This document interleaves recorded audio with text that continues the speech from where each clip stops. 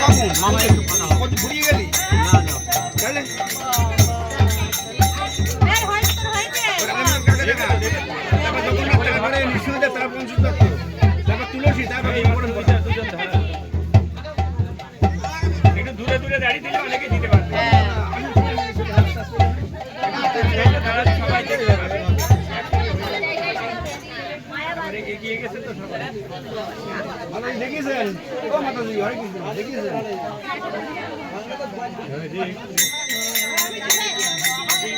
কত আছে আর গোপাল দেখা দিয়ে হবে তো তাহলে তুলসী কাঠ দিয়ে দিচ্ছি দেন দেন একটা গোপাল দেখা দেন পঞ্চমী, তুমি তোমার আসরে চলে এসো।